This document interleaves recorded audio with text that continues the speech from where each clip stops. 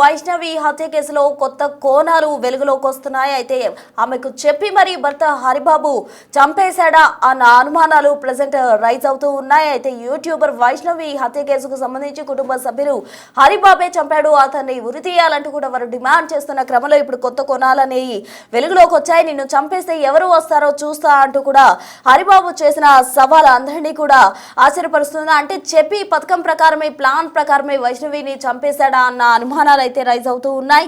వైష్ణవికి చెప్పి మరి హరిబాబు చంపేశాడా అన్న కోణాల్లో అందరూ కూడా ఆలోచిస్తూ ఉన్నారు. మొత్తంగా నిన్ను చంపితే ఎవరు వస్తారో చూస్తా అంటూ వైష్ణవిని హరిబాబు బెదిరించాడు.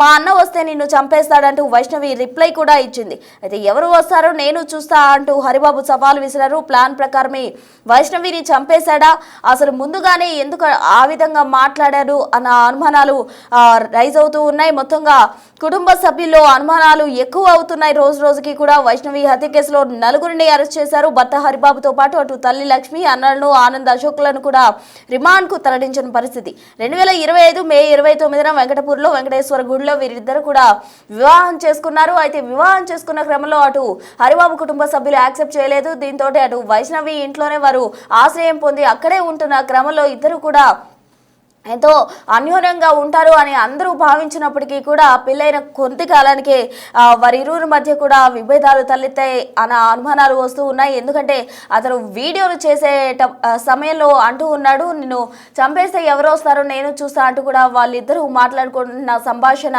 అందరినీ కూడా పలు అనుమానాలకు దారిస్తుంది. ఒకసారి చూద్దాం వాళ్ళిద్దరూ ఏం మాట్లాడుకున్నారు.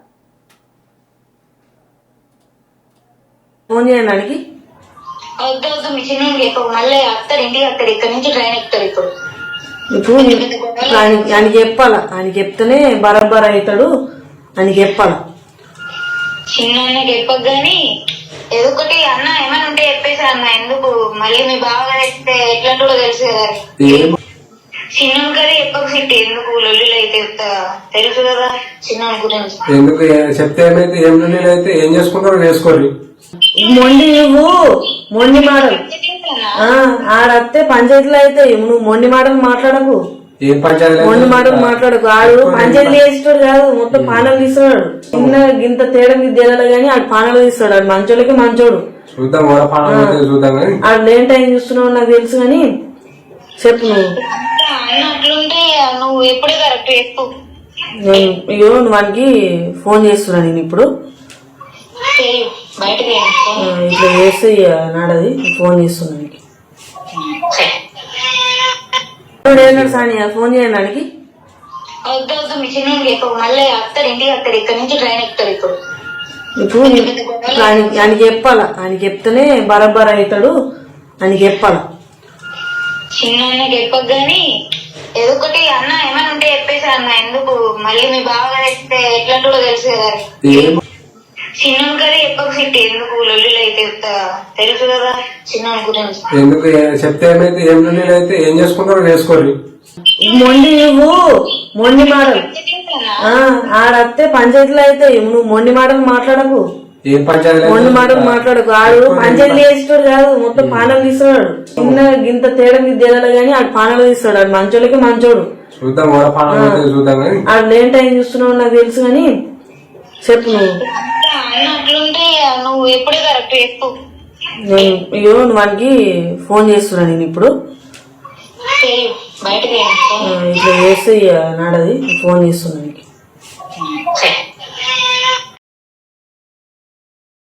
సో చూసారు కదా, నిన్ను చంపేస్తే ఎవరు వస్తారో చూస్తా, ఏం జరుగుతుందో చూద్దామంటూ కూడా ధీమాగా మాట్లాడుతున్నాడు హరిబాబు. అయితే మా అన్న వస్తే ఖచ్చితంగా చంపేస్తాడు అంటూ కూడా అటు వైష్ణవి చెప్తున్న వీడియో ప్రెసెంట్ అందరినీ కూడా ఆలోచింపజేస్తుంది. అయితే ఒకసారి వైష్ణవి వాళ్ళ అన్నతో మా ప్రతినిధి మాట్లాడడం జరిగింది. వైష్ణవి వాళ్ళ అన్న మాటల్లోనే విన్నా. రైట్. అయితే ప్రజెంట్ తల్లి మాటల్లో వింటున్నాం కదా, అసలు ఎంత ఆవేదన. అయితే ఇక్కడ చాలా ఆశ్చర్యం కలిగించేది ఏంటంటే ఆ పక్కనే వాళ్ళ తల్లి తండ్రి అంటే పక్క రూమ్లో ఉంటారు. ఈ రూమ్లోని వైష్ణవి అలాగే హరి ఈ రూమ్లో ఉంటూ ఉంటారు. మరి అంతలాగా ఎటువంటి శబ్దం కూడా రాకుండా, ఎటువంటి అరుపులు కూడా వినిపించకుండా అంత రాత్రిపూట అలా ఎలా చంపగలిగాడు అన్నది అందరికీ కూడా ఒక క్వశ్చన్ మార్క్. అంటే ఏమైనా మత్తు మంది ఏమైనా ఇచ్చాడా, ఈ కోణంలో కూడా దర్యాప్తు చేస్తూ ఉన్నారు. రైట్. ఇక్కడే కదా మీరు పొద్దున్న వచ్చి చూసినప్పటికీ మీ చెల్లి ఇక్కడే ఇక్కడే వాడు ఎట్లా అంటాడు అంటే వాడిని ఏ స్వరూపం మాకు తెలియదు. మస్తు మంచుడు అనుకున్నాం, నిజంగా మస్తు మంచిగా కనీసం మీరు సరే తల్లిదండ్రులు అంటే ఓకే, అన్నదమ్ములు మీరైనా సరే ఎలాంటి వాడు ఏంటి అని చెప్పి చిట్టి అందరితోటి కంటే మా వైఫ్ జాను ఆమెతోటి నాతోటి ఎక్కువ ఉంటుంది.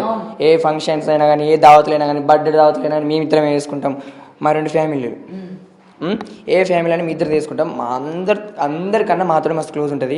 ఈయనను కూడా మేము మస్తు అబ్జర్వ్ చేసినాం. అరే ఇంత మంచి అమ్మాయికుడు మా చెల్లెకి దొరికిండు, మంచిగా చూసుకుంటాడు మా చెల్లిని, మంచిగా చూసుకుంటాడు. 2-3 సార్లు ఏమన్నా అన్న కూడా చిట్టి ఓకే చిట్టి ఓకే చిట్టి అని అంటుండే. ఎప్పుడు కూడా ఎప్పుడైనా కోపడుతున్నామో, మా చిట్టి మీద కోపడుతున్నామో, అమ్మ వీడు ఎట్లా ఉన్నాడు, కథ చేంజ్ ఉన్నది, వీడు ఎట్లా అంటాడో అనిపిస్తుండే. ఒక్కసారి కూడా గొడవాలి. అయినా వీళ్ళ మధ్యలో ఏమైనా గొడవలు జరుగుతున్నాయి కానీ మా చెల్లె మాకు చెప్పలే. అండ్ నేను ఇలా ఒక వీడియో చూసిన, సంధ్యారెడ్డి ఆమె మాట్లాడింది, చిన్నది పెద్దది అన్ని సోషల్ మీడియాలో పెట్టడం వల్లనే చంపేసిండు, అది వాస్తవం అనుకుంటా మాట్లాడింది. అది నాకు నచ్చలేదు.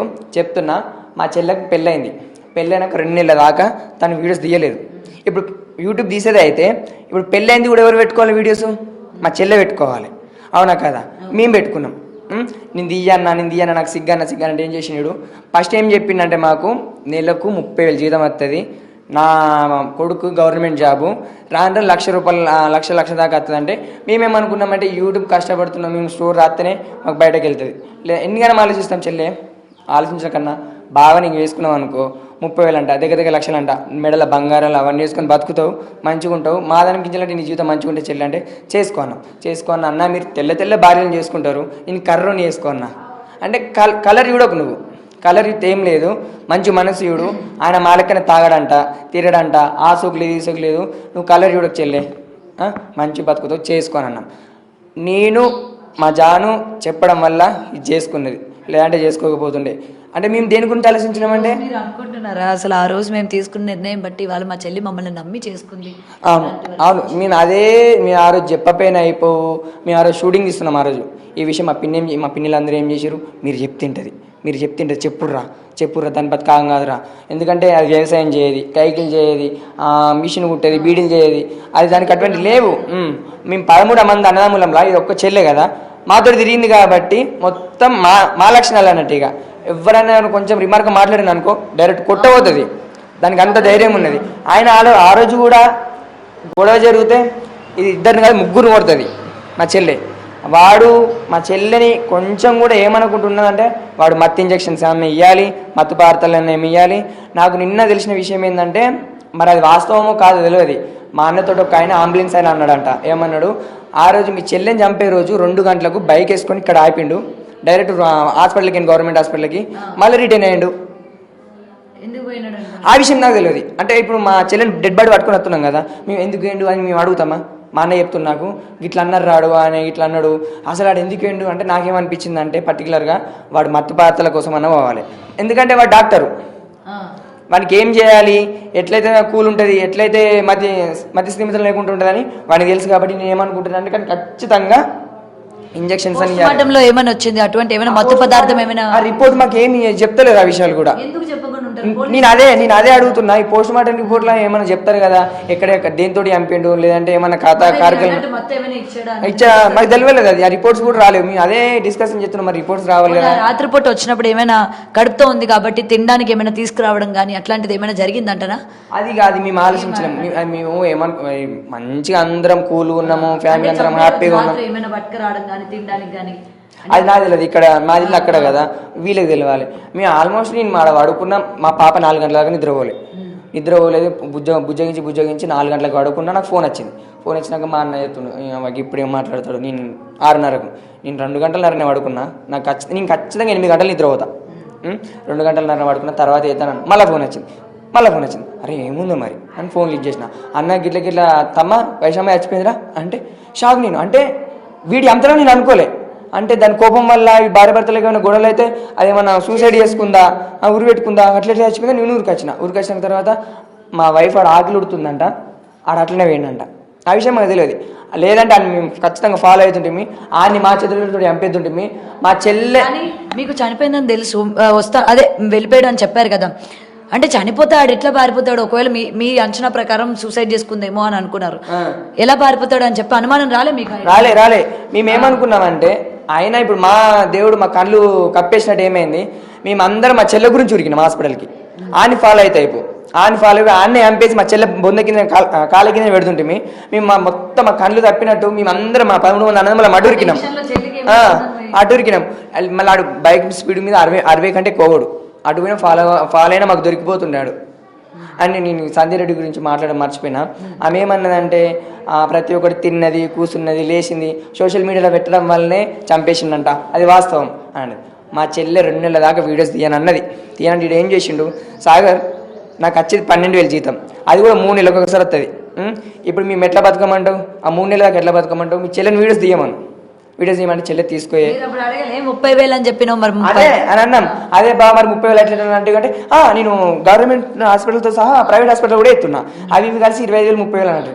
ఇప్పుడు అవన్నీ విషయాలు తెలిసినాక ఏమంటది, ఇక పెళ్ళేవాడే తన మెడలో ముడి పడ్డాక నీకు 30,000 అని చెప్పినావుగా, నువ్వు మాకు వద్దు వెళ్ళిపోమని అంటాం. ఇక అయింది అయిపోయింది. అక్కడ గవర్నమెంట్లో చూసుకుంటుండే, ప్రైవేట్లో చూసుకుంటుండు. ఈ నెలకు 30,000 అన్నట్టుండే, నెలకు 30,000 చంపేస్తుండగా అని మేము అట్లా అనుకున్నాం. కానీ వాడు ఇంత మోసం చేస్తాడని మీకు కళ్ళలో కూడా ఎక్స్పెక్ట్ చేయలే. వాడు ఏం చేసిండంటే వీడియోస్ తీయమని మీ చెల్లెని, వీడియోస్ తీయమని చెల్లె వీడియోస్ తీసుకోయే. వీడియోస్ తీసుకుంటే బావ దగ్గర నుంచి వచ్చిన 12,000, నీ దగ్గర నుంచి ఒక 10-15,000 వచ్చినా కూడా మీకు సేఫ్ అవుతుంది. ఏమైనా ఇల్లు కట్టుకోవడానికి కూడా సేఫ్ అవుతుంది. అంటే నాకు మాట్లాడరాదన్న, నాకు సిగ్గు అనిపిస్తుంది అన్న, నేను మాట్లాడన్నా అన్నది. అన్నాక అనేది మా జాను నేను రెస్పెక్ట్ అదేంటి రిక్వెస్ట్ చేయడం వల్ల ఏం చేసింది, సరే తీస్తాను. ఏం చేసింది, 3 వీడియోలు నేనే ఫస్ట్ తీసిన. గిట్లా మాట్లాడాలి చెల్లె, గిట్లా మాట్లాడాలి, ఈ విధంగా మాట్లాడాలని ప్రతి ఒక్కటి నేను చేసిన. ఇడేం చేసి చెప్పన్నా, ఏమన్నా అన్న కూడా ప్రతి ఒక్కరు పెట్టు చెల్లె, ప్రతి ఒక్కటి పెట్టు. వైశమ్మ బంగారు తల్లి ప్రతి ఒక్కటి పెడదాం అనండి. గొడవ పడినా ఏం పడినా అన్ని పెట్టే ప్రతి ఒక్క వీడియో పెడదాం మనము. నువ్వు వాళ్ళు ఎట్లా ఎంపాయించుకుంటారు, వీళ్ళు ఎట్లా ఎంపాయించుకుంటారు, మనం కూడా ఎంపాయించుకోవద్దా, మనం కూడా ఇల్లు కట్టుకోవద్దా అని దాని మైండ్లో లేకపోయినా వీడియో చెప్పిండు. ప్రతి ఒక్క వీడియో తీద్దాం. ఇప్పుడు దానికి ఇంట్రెస్ట్ లేకపోయినా కూడా సాగర్ ఫోన్ చేసింది, సాగర్ ఇట్లా తీయనంటుంది, ఇట్లా ఏనంటుంది అంటే చెల్లి తీసుకోరే అని నేను చెప్పిన. కానీ ఒకటి సాగర్ గారు, మీరు కూడా ఒక ఇన్ఫ్లుయెన్సరే కదా, మీరు కూడా యూట్యూబ్ చేస్తూ ఉంటారు కదా. మన జీవితంలో జరిగే ప్రతిదీ కూడా ఇవాళ ఆ మేడం మాట్లాడిందన్నా లేకపోతే నేను మాట్లాడాను అన్నదా పక్కన పెడితే, మన ఫ్యామిలీలో జరిగేవి ఏ విషయాలైనా, గొడవలు కావచ్చు లేకపోతే పంచాయతీలు కావచ్చు, ఇవన్నీ ఈ సోషల్ మీడియాలో పెట్టడం వల్ల కరెక్ట్ అంటారా? ఇప్పుడు భార్య భర్తల మధ్య 4 గోడల మధ్య జరగాల్సినవి మీరు పెట్టుడు కరెక్టే. ఎందుకంటే చెప్పన్నా, ఆమెతో ఎవరితో మాట్లాడుతున్నా ఆమె తెలియదు, ఆమె పేరు తెలియదు, ఆమె నెంబర్ తెలియదు, తెలిసిన పనులను చేసిన. సరే ఇవన్నీ వీడియోలో పెడతాంది, అవన్నీ నిజమే.